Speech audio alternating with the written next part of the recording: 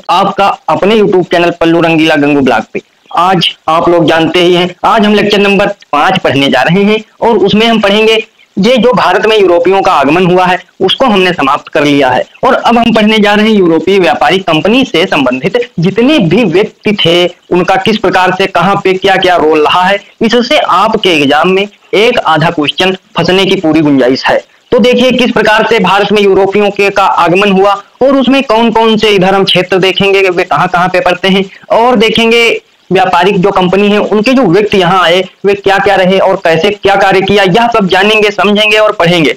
तो देखिए सबसे पहले 17 मई 1498 को वास्को डिगामा आया था। कौन आया था? तो वास्को डिगामा आया था। यह उत्तमाशा अंतरीप होते हुए, सबसे पहले उत्तमाशा अंतरीप होते हुए यह कालीकट के बंदरगाह पर पहुंचा था। यह यूरोप का एक ऐसा व्यक्ति था जिसने सबसे पहले भारत की धरती पर कदम रखा। तो कौन? तो वास्को डिगामा।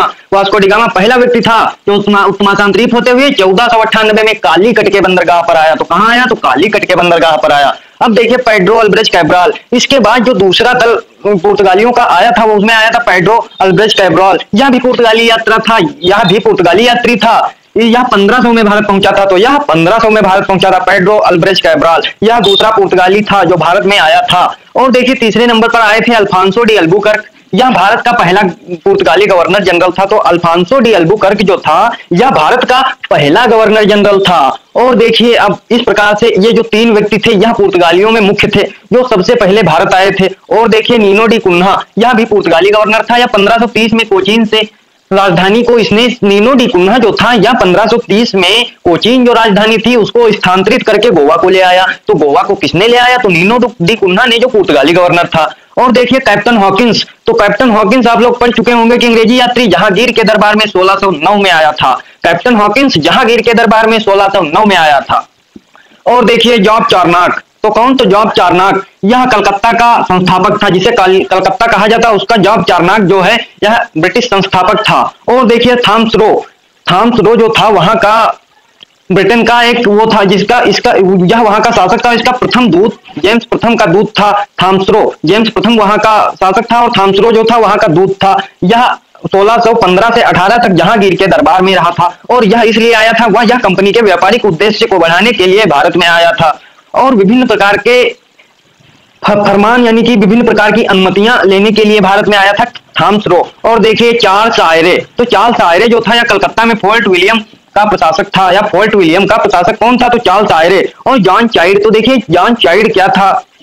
यह पश्चिमी तट पर मुगलों की जहाजों पर कब्जा करने वाला, यह देखिए यह जॉन चाइल्ड जो था यह कालीकट जो था उसमें पश्चिमी तट पर मुगलों के जो जहाज होते थे उनपे जॉन चाइल्ड एक ऐसा ब्रिटिश अंग्रेजी अधिकारी था जिसने सर्वप्रथम मुगलों की जहाजों पर कब्जा कर लिया। और बाद में इसको औरंगजेब उस समय शासक था भारत में, जब इसने जहाज पर कब्जा कर लिया मुगलों के तो औरंगजेब से इसको फिर क्षमा मांगनी पड़ी। इसने जो कि कदम उठाया था जहाज हड़पने का और मुगलों से टकराना इसको भारी पड़ गया। और देखिए फर्रुख सियर, आप लोग पढ़ ही चुके हैं, जो फर्रुख सियर था इसने ही एक फरमान के माध्यम से कंपनी को विशेष छूटें दे दी थी जिसके माध्यम से कंपनी ने अपना व्यापार संचालित किया था। 1717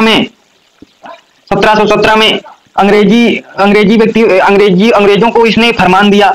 1717 में फर्रुख सियर ने अंग्रेजों को एक फरमान दिया जिसमें विभिन्न प्रकार की छूटें दी गई थी। 3000 रुपए वार्षिक कर लेकर अंग्रेजों को बंगाल में व्यापार करने की छूट दे दी गई थी। और देखिए विलियम नॉरिस एक कौन था? यह विलियम नॉरिस जो था यह एक अंग्रेजी दूत था। यह व्यापारिक सुविधाओं को पाने के लिए औरंगजेब में व्यापारिक सुविधाओं को भारत में आने के लिए व्यापार में विभिन्न प्रकार के लाइसेंस प्राप्त करने हेतु यह औरंगजेब के दरबार में आया था। और देखिए फ्रैंको मर्लिन, यह पांडिचेरी का पहला फ्रांसीसी गवर्नर था। यह पांडिचेरी का जो है फ्रैंक मर्लिन है, यह पांडिचेरी का पहला फ्रांसीसी गवर्नर था। और देखिए फ्रांसिस डे, तो यह मद्रास का संस्थापक था। तो पूछ लिया जाएगा कि मद्रास का संस्थापक कौन था, तो आप लोगों को याद रखना है कि फ्रांसिस डे जो था यह मद्रास का संस्थापक था। और देखिए अब भारत, हमारे देश में बहुत से ऐसे हुए हैं जो शुरू से ही अंग्रेजों का विरोध करते हैं। उनमें से ही एक शोभा सिंह थे जो बर्दवान का जमींदार था। इसने 1690 में ही अंग्रेजों के विरुद्ध विद्रोह करना प्रारंभ कर दिया था। और एक थे भीमाजी पारिख, ये भारत में प्रिंटिंग प्रेस की शुरुआत इन्होंने की और यानी कि इनके द्वारा बहुत ही मेहनत के माध्यम से भारत में प्रिंटिंग प्रेस की शुरुआत की गई। तो वे कौन थे? तो भीमाजी पारिख। और देखिए फादर मॉन्सरेट कौन था? तो फादर मॉन्सरेट प्रथम पुर्तगाली शिष्टमंडल का अध्यक्ष जो आया था 1602 में, उसका जो था यह अध्यक्ष था फादर मॉन्सरेट। और जॉन सरमैन कौन था? यह फर्रुख सियर से फरमान प्राप्त करने के लिए जॉन सरमन आया था। और देखिए फ्रांसिस कैरान कौन था, तो यह फ्रांसीसी कंपनी का संस्थापक था। फ्रांसीसी कंपनी का संस्थापक कौन था, तो फ्रांसिस कैरान, यह जो है यह फ्रांसीसी कंपनी का संस्थापक था। गैराल्ड डंगियार, तो आप लोगों से परीक्षा में प्रश्न पूछ लिया जाएगा कि बॉम्बे वर्तमान का बंबई, इसका संस्थापक कौन है, तो गैराल्ड डंगियार जो है इसका मुख्य रूप से संस्थापक माना जाता है। अब हम पढ़ेंगे कि किस प्रकार से जब भारत में यूरोपीय कंपनियां आई तो उसमें जो शासन और शासक करने वालों के मध्य जो युद्ध लड़े गए उनमें से कौन कौन से मुख्य स्थान रहे और किन किन स्थानों पे ये बसे और कौन कौन से इतिहास में मुख्य रूप से पढ़े जाते हैं, उनको हम जानने समझने का प्रयास करेंगे। तो देखिए सबसे पहले स्थान आता है कालीकट। कालीकट पे जहां वास्को डिगामा पहली बार उतरा था या केरल का कालीकट बंदरगाह था। या 17 मई 1498 को वास्को डिगामा इस बंदरगाह पर उतरा। और जो देखिए कोचीन, तो कोचीन क्या है, तो कोचीन एक केरल का बंदरगाह है। तो कोचीन क्या है, जिन्होंने पुर्तगालियों ने प्रथम फैक्ट्री कोचीन में स्थापित की थी। और देखिए गोवा, तो गोवा यह है जहाँ पुर्तगालियों का केंद्र रहा। आप लोग जानते ही हैं कि 1962 में जो पुर्तगालियों ने गोवा पर अधिकार करके रखा था, उसे जब ब्रिटिशों ने भारत को आजादी दे दी उसके 10-12 साल बाद पुर्तगालियों ने गोवा को छोड़ा था। तो इसलिए पुर्तगालियों का मुख्य केंद्र जो था वह गोवा था। और देखिए पुलिकट यह तमिलनाडु का बंदरगाह है। यह क्या है, पुलिकट क्या है, तो पुलिकट एक तमिलनाडु है, वहां का बंदरगाह है। यह डचों का केंद्र था। यह इस जगह पे मुख्यतः डचों ने अपना शासन स्थापित किया और विभिन्न प्रकार के व्यापारिक केंद्रों की स्थापना की।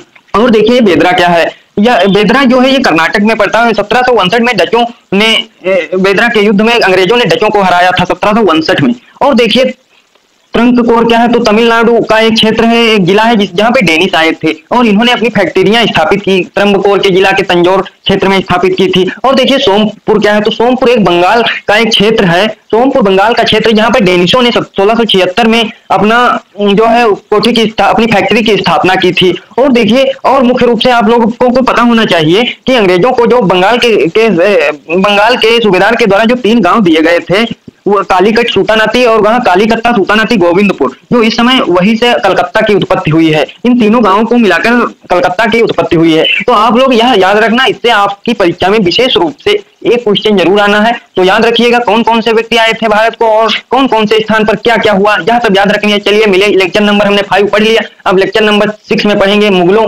को किस प्रकार से भारतीय और मुगलों के यानी कि अंग्रेजों और मुगलों के मध्य में युद्ध लड़ा गया। इसको पढ़ने का समझने का प्रयास करेंगे। देखते रहिए पल्लू रंगीला गंगू ब्लॉग। धन्यवाद।